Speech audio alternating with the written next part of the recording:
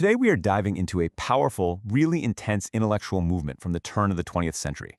And it happened in a place you might not expect, Bosnia. We're talking about a time of huge debate, some seriously radical ideas, and this passionate push for modernity, an Islamic enlightenment that honestly has been almost totally forgotten.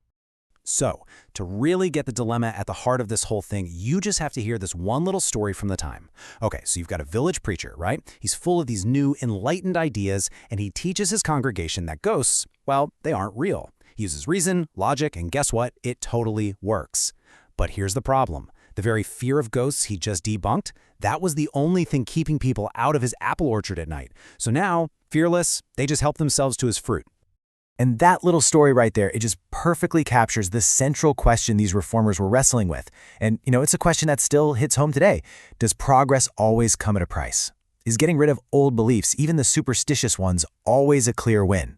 Let's get into that. Okay, so to really get what was going on, you've got to picture the world these people were living in. We're talking the late 19th century. The Ottoman Empire, which had been in charge for centuries, was fading fast.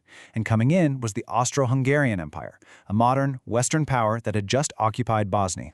So just imagine that for a second. You're caught between this old, familiar world that's crumbling and a brand new, powerful, and very, very different one moving in. This created like an immense pressure cooker. For the Muslims of Bosnia, it triggered this deep crisis of identity. Who are we now? Where are we headed? A lot of people felt this profound sense of stagnation, like the whole world was charging forward and they were just being left in the dust. So what was the problem here? A new group of thinkers, let's call them the modernists, they came up with their own diagnosis. And this is the interesting part.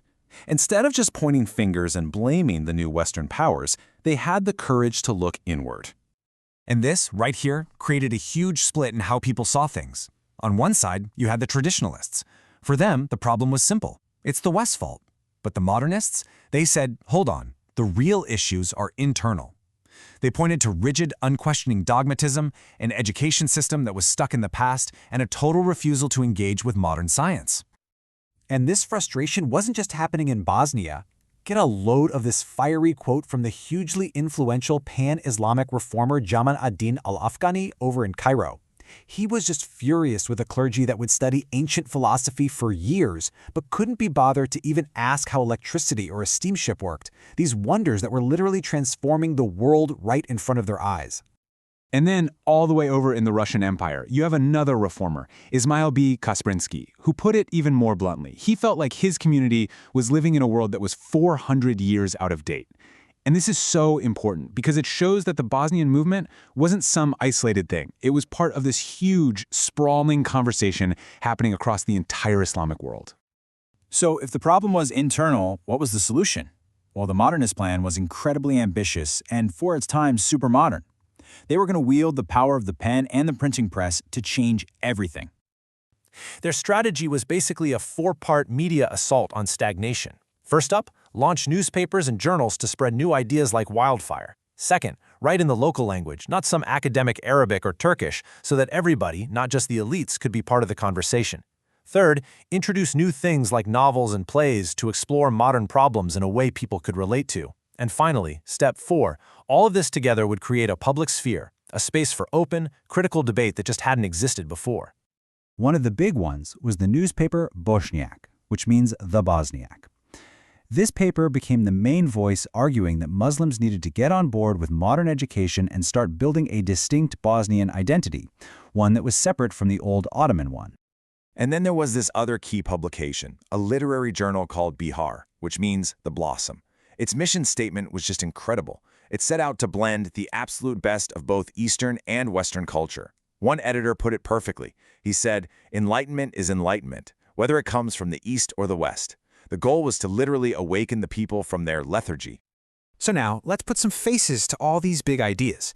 In Bosnia, these reformers became known as the Napredni Muslimani, which literally translates to the progressive Muslims. A major figure, a real leading light, was Mehmed Beg Kapitanovich Nubishak. He was an intellectual, a politician, and he was the guy who founded that newspaper, Bosniak. But his most powerful idea, it was truly radical for the time. He argued that your faith is one thing, but your nationality is something else entirely. In his mind, The Muslims, the Orthodox Serbs, the Catholic Croats living in Bosnia, they were all one people, the Bosnian people, united by a shared language and a shared home. Now, in a world that was increasingly dividing itself along religious lines, that was a revolutionary thing to say. To really drive home why they were so passionate about changing things, especially education, the reformers used stories. Let's take a look at one they told about a fictional student named Adil. He starts out as this bright, curious kid who gets sent off to a madrasa, a traditional religious school, to get a good education. But what kind of education does he actually get? Well, the reformers describe this system of just pure, mind-numbing rote memorization. As one of them put it, a student could spend a whole decade just learning the mechanics of reading Arabic script, but without understanding a single word of it. He learns to read and nothing more. So, a system like this wasn't just ineffective, the reformers said it was actively destructive. They described how, after months of this kind of schooling, the once bright, curious Adil was completely transformed, and not in a good way. And here's the heartbreaking end of his story. The system just crushes his curiosity, his spirit, everything. He becomes, and this is their phrase, an indifferent mass. His entire world just shrinks until the only thing he can even perceive are his most basic physical needs. He knows when he's hungry and when he's full, and that's it, nothing more. This story was a powerful, devastating attack on an educational system they believed was literally destroying human potential. So what happened? Did they succeed? Did they pull it off? Well, just like the story of the preacher and his stolen apples, the legacy of this movement is complicated. You could really call it an unfinished enlightenment. Look, there's no doubt they had a huge impact. They absolutely succeeded in launching those journals and newspapers, they built new schools, and they basically forged a modern literary language for their people. And they for sure planted the seeds of that modern civic identity that Kapanovich was talking about. But at the same time, they faced just incredible resistance from conservative forces who saw all this change as a threat.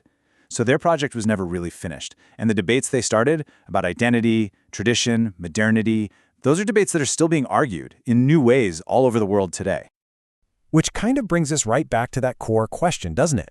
It's the same exact challenge those Bosnian reformers were up against more than a century ago. How do we move forward? How do we embrace new knowledge and adapt to a world that's always changing without losing the traditions that give us meaning and a sense of who we are? It's a tough, delicate balancing act, and it's one we are all still trying to figure out.